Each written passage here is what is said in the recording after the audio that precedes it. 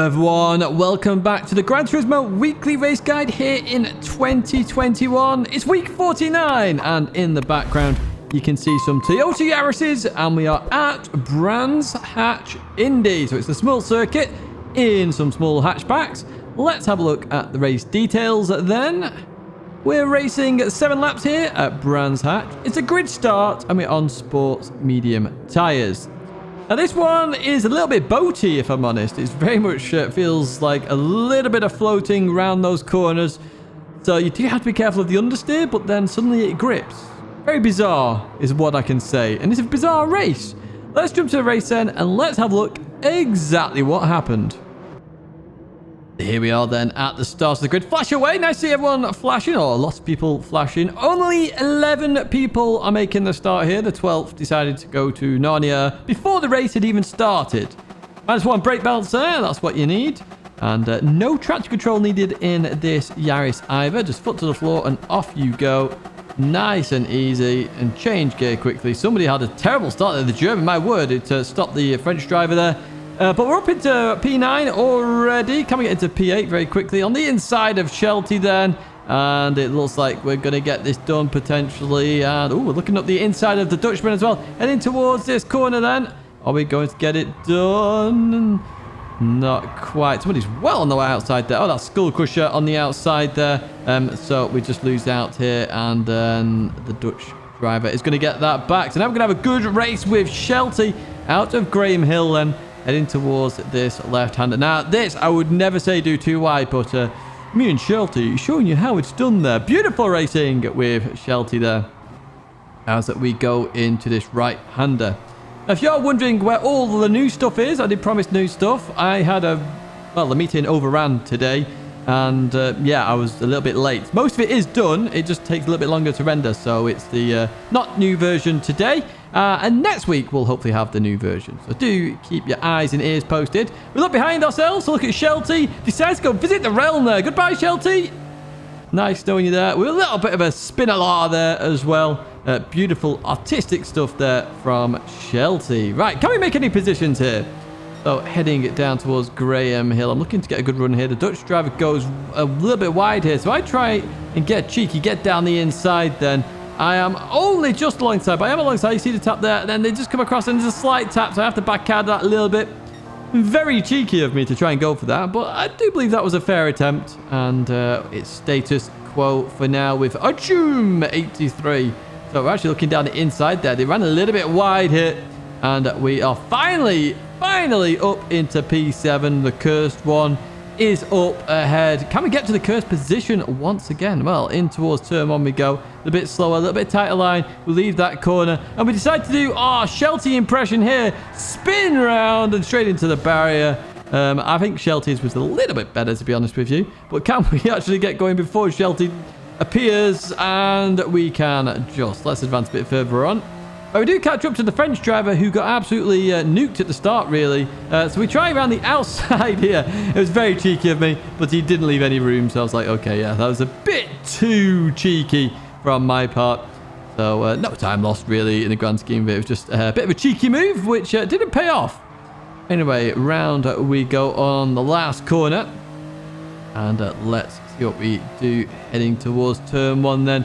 Can we get the move done? That is the question as we head onto the penultimate lap here. As you can see, it's very difficult to get moves done, and you can see how the car is very boaty. Again, look at the oversteer created because they're overturning the car, so the weight shifts, and yeah, away. But there's no need for that, mate. Chill your beans.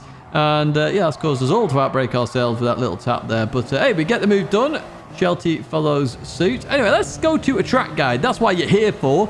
So heading towards turn 1, we're actually braking earlier than normal here. I'm braking at the 2 board, or you can use the green bit on the barrier there. But basically braking here early, and I want to just try and keep the car settled. So I'll brake a little bit, and then I'll try and roll off the brakes there. And then I want to keep around 80 miles an hour. I just drop underneath it there, but 80 is your goal as we head up to Druids then. And on the left-hand side, the red paint on the barrier, that's what you're looking for as a brake marker here. 3rd gear. Now, it does seem very low in the revs to do this in 3rd gear, but you get such a good exit. There's no need to change gear 2 seconds to get that exit. 3rd gear straight out of there. You don't have to delay with the gear change either. Heading down to Graham Hill. It's an early brake marker here as well. It's because of the boatiness of this car, if I'm honest. So I was using the one board here. And normally we're using that curb, but we're braking really early here. And I'm trying to keep the momentum through the corner to then accelerate out. We do that very nicely indeed. As we then head up to the left right here. This one's so tricky. So you want to start lifting off quite early. Get it turned in. When you know you can make it, accelerate. And then as we get to here, I've just lost the rear end a little bit. But you want to brake on this square curbing on the right-hand side that I've pointed out here. And by the end of it, you should already be braking. Unfortunately, we get it slightly wrong. Shelton does it a little bit better there in the background. We accelerate, but we have to lift off massively there. That does compromise this corner a little bit.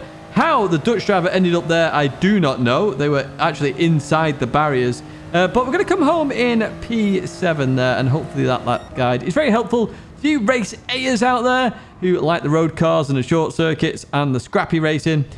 Scrappy racing is also next in Race B.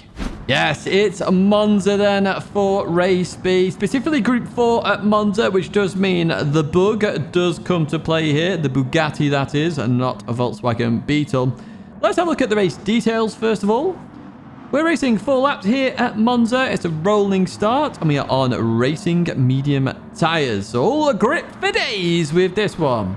Now, of course, Group 4 here does mean it gets a little bit scrappy. And without further ado, let me thank ATK underscore uncle, sorry. And they said ATA, but ATK underscore uncle for the livery there. I decided to go with a dark theme this week. So if your livery was particularly dark, I went with that one. And as you can see, it looks lovely in the background. Let's jump to the race then. Let's have a look exactly what happened here at Monza, because we have some interesting car choices as well. Here we are then at the start. As you can see, a lot of Bugatti Veyrons, but I did say some interesting choices. We have an RCZ, we have a Mustang, and we have a Huracan. And the rest, of course, are Veyrons, which is to be expected here at Monza. Now, I've gone for +2 on the brake balance. Choose wisely. Obviously, the more you go to the rear, the more oversteery it's going to be under braking. So just be careful of that. Just a teeny tiny little bit. Anyway, here we go as we set off. Remember to short shift the Bugatti. It appears in this race some people forget that because I pull away even though they're in slipstream. Now, speaking of pulling away, the Huracan never going to pull away in a month of Sundays here as we go towards the inside and already look to gain a position. How about that, folks? Well, let's see what happens under braking because it is Monza and normally it's bowling into turn 1, but not this case. Although the Huracan goes very deep here. Going to go around the outside. Superb move there by Bosworth, and going to keep it for now in that Huracan. We'll leave that corner, and I'm expecting the same thing to happen that happened on the start-finish straight here, and we're going to try and go for the move. Then you can see we are gaining. I'm sort of looking, going, are you going to defend it, or are you not going to defend it? Let's find out then as we head towards the second chicane. Down the inside we go. I'm looking for that red bit of paint on the barrier. Talk about that in a second. I'm down the inside, and we just make it work here. Too wide. Through we go. Oh, there's the RCZ. That's going to the back of the grid. Goodbye, my friend. And so we've only got one other alternative car up ahead. The Spaniard also gets a penalty up ahead. Do be careful of those chicanes. They like to give penalties, especially that second one. So, yeah, just be warned. Cut at your own peril, although we will cut a little bit. So they take their penalty, and around the outside we go. Up into P12 then. Not too shabby of a start here at Monza. Let's go towards a lap guide, though, because, you know, we've got a bit of a gap here. So head towards turn 1 then. On the left-hand side, we are looking for the 150-meter board there. As you reach that, and you can see I'm just about to go into the brakes here as well. You want to start braking and drop all the way down the gear. Second gear in the Bugatti. Cut a little bit of that first part. Try and use the sausage advantage on the second part as we see a Veyron in the gravel there. That is the home of Narnia and the Shadow Realm. But we'll leave that corner in second gear. We will have all the traction in the world. I should have done Clarkson then, should I? In the world. Anyway, we're going to head towards the second chicane now. And on the right side, I mentioned it just before, we are looking for the red dab of paint there. And as you can see, I'm trying to get as close to that as possible. I'm going to drop to third gear. Don't go any lower than third gear. You'll get oversteer and all sorts of weird stuff happening. Third gear is a very nice gear for this corner. You can cut quite a bit of that first part of the chicane. Cut a little bit of the second. And look at that. It's so stable out of there. Third gear is your best, mate. So this turn, we're normally using shadows and all sorts. But here, 50-meter board or the trees. There's a big group of trees there. I often use that. And you can see I'm on the brakes here at that 50-meter board. So So do pit wisely, and as we go into here, as that barrier ends on the right, that's when you accelerate. I really should have given you a little bit of a snapshot there, but apologies. So the second Lesmo, you're either using the 50-meter board and just before it, or the tree on the right-hand side, the one closest to the circuit there. And then we're going to clip and stay in 4th gear for this one. It means the car just stays settled on the exit. You don't have to change gear then throughout that complex. So very close to the Spaniard up ahead. I was deciding, should I go for the move, should I not? And I'm like, I'm not really got a huge amount of momentum here. It's not going to work out. So I stay behind for now. I'm going to let off a little bit here. But in terms of a brake marker, once again, the red painted barrier on the right-hand side here at Monza. And you might want to brake a little bit earlier than normal here. It's better to actually brake a little bit early and have a nicer score than go too deep and be all compromised on the exit. As you can see here, 4th gear throughout, clip the curb on the left. It stays very settled, and we carry on with our race then.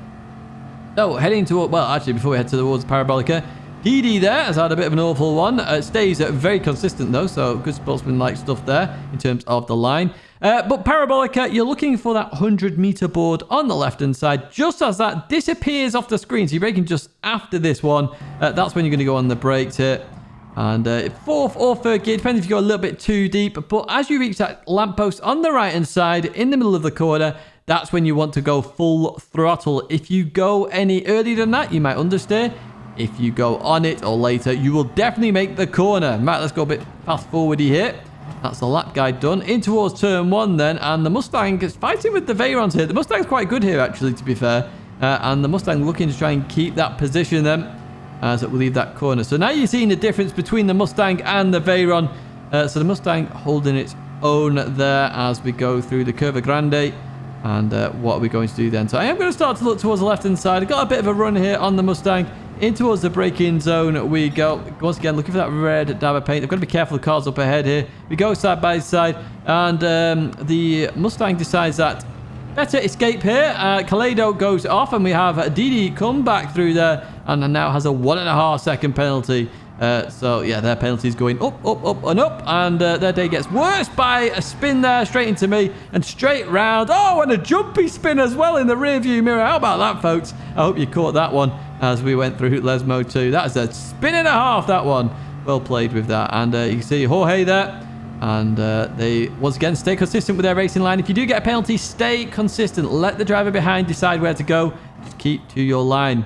So up into P8 at the moment. And we're going to go into P7 because that Veyron has just been to Narnia. And once again, staying consistent. Shout out to you as well. Some good sportsman-like stuff here. Monza can get scrappy, and you've seen some scraps here, but it can get very scrappy. But can we get the cursed position? Now, that's what we want. So in towards the braking zone at Ascari. We've caught up to the Mustang a little bit here.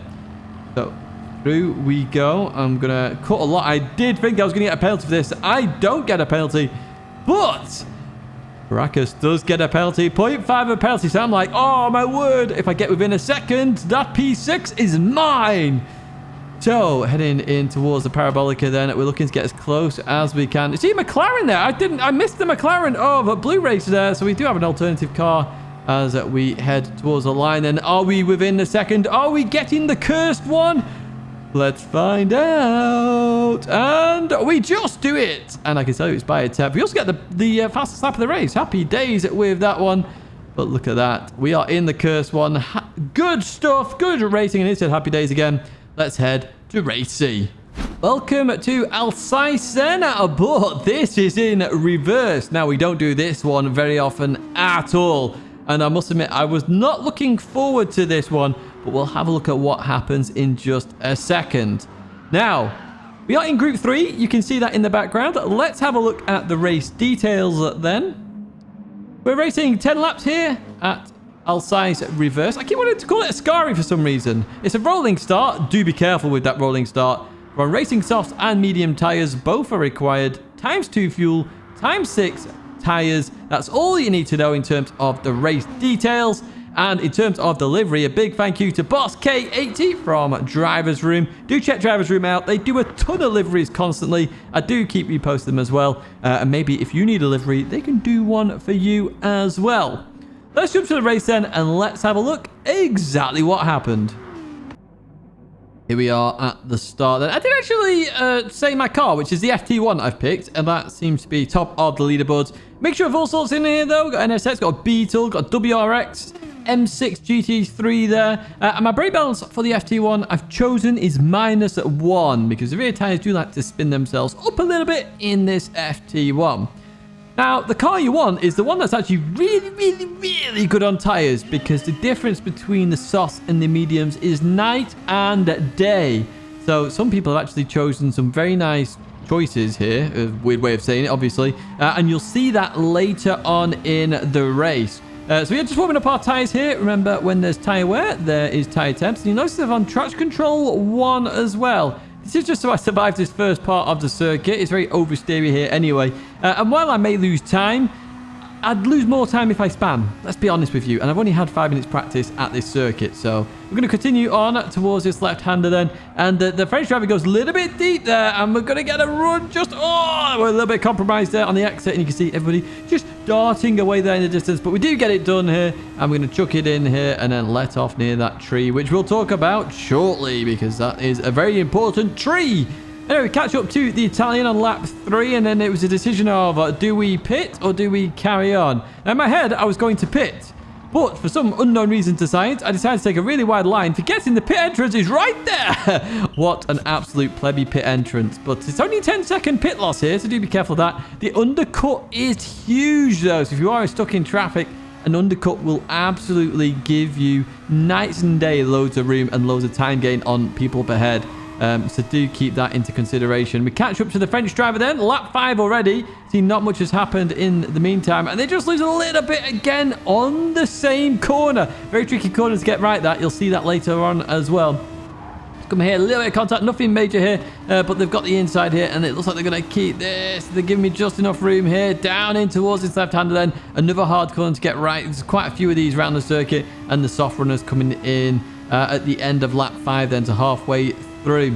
So we're going to go into a lap guide now. So heading towards turn 1. What you're looking for is the start of that curb, and you're going to be dropping down to second gear. You can see I'm braking a little bit earlier than that, but basically try and get as close to that as you can. But you want to keep it really tight for this first corner. Really tight. Don't go too deep here. A bit more to the right here would have been better for me as well. I upshift early to third gear here. Up gear to third gear. Short shift, not upshift. Don't know what upshift is. That's why I was confused. Basically, it just gives the car stability. There's a South African that slows down a lot there. And then heading down the hill, you want to brake quite early here. I use the curb on the left-hand side. You might want to use the first little black and white arrows on the left-hand side as well. But basically, you want to brake early just because it's downhill. You're going to carry so much more speed than you think you are. Now, heading towards this sharp left-hander. I'm looking for the first tree as after the curb has started on the right-hand side. It's exactly where the cones is, fortunately, but I'm looking for that tree. It's a really good brake marker, and you want to go really slow here. Get it turned, get it straight before you start accelerating, and then continue on out that corner. If you turn and accelerate, you're going to get loads of oversteer, and with tyre wear, you're going to really lose that the goodness of the tyre in the lap. Now, this banky boy here that we've got is very hard. So as you hit that black and white arrow on the right-hand side there, let off. Let the car roll through the corner. You want to stay on this inside line. I brake a little bit here just because I've got a car on my outside. But you can just let off. The car should stick, head towards the middle of the road and then come back towards the left-hand side. You want to be on that left-hand side. This right-hander, I couldn't get right at all. It was a very difficult corner to get right. Now, I'd go for a slightly different line to most people. So I'm braking using that arrow on the right, left-hand side, sorry. And I'm trying to go for sort of like a cut-back momentum run through the corner. You can see it works out okay here. There's definitely quicker ways of doing that corner, but use that marker as a brake marker. Now, this corner, I kept getting right here. This is a corner I can do well. So the start of the curve is your brake marker here. And you want to stay to the right a bit longer than you think you should. So you're going to see me stay towards the right here and turn a little bit later than the South African. And notice there, I get a better line through the corner. In fact, they do it fairly okay themselves. But lots of the time, people are losing time there because they're turning too soon. Be careful. Now, this corner, as you enter it and start turning, start to bounce and come off the throttle. You should be off the throttle as you hit this tree. If you are still on throttle as you hit this tree, you're understeering off. Notice I'm off, I'm bouncing the car, and then I accelerate through. I had to lift off a little bit. I did it a bit too soon. So you aim for that tree, and you start to come off the throttle, and as you hit it, you come off. Brake marker for this corner is the GT Sport sign on the right side, where it joins the Polyphony Digital sign there. Just use that as your brake marker. Turn in. I stay in third gear for stability reasons. Second gear is faster. Choose what you like in terms of gears then. And we're going to continue on down towards the last corner then. Now, this one is a very, very easy corner in terms of brake markers because all you're looking for is that curb there as you hit that curb. And you want to go to second gear. Now, sometimes I was doing this in third in the race. Second gear is definitely quicker here in the FT1. So just keep that in mind. You've just got to be careful of any understeer. You see some fighting going on as well. I'm in third gear here, and you're going to see the difference when the South African does it in second gear there. And later on, I do it in second gear as well. It's much better in second, so keep that in mind. Now, we're going to get into some racing action, I hope. So, coming into here. And again, I've just hit the curb wrong there. Notice how I'm so compromised because I've done it wrong. And speaking of wrong there, there's a car facing backwards. Yeah, don't do that. So, the South African just accelerating away there as they've got one lap fresher tyres. And we've caught up to the French driver here, Toretto. It's not Dominic Toretto. Oh, the South African's off there. Well, we're going to get in that position. Hopefully it's not Dominic Toretto up ahead. It doesn't matter whether you win by an inch or a mile, eh, folks? Let's go through here. Again, you got to be so careful about accelerating. So, yeah, I'd say once you think you can make it, go for it. Into towards braking zone we go, and this is how you do it right this time. Look at this. This is a much better line. So we're going to short shift to third, and look at the increased speed. So much better. You can see the line difference there, night and day. So make sure you do that second corner, technically first corner, whatever you want to call it, tight. So you get a really good line for that. It's better to get the momentum up the hill than it is to try and go a little bit faster through that turn 1, 2, whatever you want to call it. So, unfortunately, I did try and go for the move on Toretto, but they stayed to the right, sorry, which is good of them. And here we go again. So, somebody just going a little bit too deep here, turning in a bit too soon. I'm going to have the momentum on them here. So, I'm going to look down the inside here. This is very hard to do. We've got such a tight line. I really should have gone for the outside line. So, they're going to keep it at the moment, but they go a little bit too quickly, and we're actually going to get that back. Happy days. P14 for us then. And it's very easy to do on that corner. There's actually another tree you can use as an accelerating marker. So if you do keep an eye out for that, and in fact, I'll probably point it out. So we carry on here now. We've got the South African who is looking all over me here. Remember, they've got one lap fresher tyres, even though they did crash. In towards the braking zone we go, second gear, and we're just trying to keep it tight. Now, I wouldn't have pit on lap 3 in the FT1. I would have probably waited a bit longer because the tyres are pretty ruined at this moment in time. As you can see, the South African's so close to me. Braked really early there to avoid hitting me. It's good stuff. And again, we're not quite as far over as I want to be, but it's not too bad. Third gear up here, not too bad as well. Obviously, if you want to be peak speed up here, it's second gear and avoiding that oversteer, but so difficult. I'm staying to the right hand side here, making sure I make my defense very clear here. However, the South African looking around the outside here. Look at this for a good effort from a move. And they're going to have the inside for this left-hander. So I'm going for sort of the outside inside line to try and get the boost out the corner. I don't quite do it. They get a bit of oversteer there, and they're going to keep that position. Then good move by the South African, real Wandy, as we come through this right-hander and then into left. This is where I'm on about just lifting. I brake a little bit here because I didn't want to ram into the South African, but I say just lift there and you should be fine. Notice how we just knocked off a little bit too much speed there as we then go into this right-hander. This is how you do not do it. Don't do it this way. It's not a very good line at all. And we continue on. So we've lost a bit of time here. Hopefully we can get it back as we come through this left. Just be careful of that little bump there. And then into the braking zone for this corner again. Staying right as long as possible. Notice how the South African did it very differently this time. They stayed more to the right. And they did it far better than previous. So into this right-hander we go. Remember, you start lifting. Completely off at that tree. And that tree there is when you want to accelerate. South African just goes a little bit too deep there. So we're going to try and go around the outside at this corner. We leave lots of space on the inside. There's lots of lines to take for this corner. As you see, we get a bit more momentum out of the corner. And we're going to keep P14 for now. Happy days. Didn't gain too many positions. Just got caught in a lot of racing. But hey, that's why we play racing games. To get involved in the racing. So there's definitely a lot of time there. Definitely a mixture of cars that can compete here with the tyre wear. The Beetle obviously at the forefront with the Subaru as well. But that is it for this week's weekly race guide. I do hope you enjoyed it. Do give it a like if you have. Subscribe to the channel if you want to stay in touch with all the content. And the new stuff, I promise, will be next week. It should have been this week. Just things of, yeah, bit of an issue with work overrunning slightly. But it is what it is. That's it anyway, folks. Thanks again for watching. And I'll see you in another video or live stream very soon.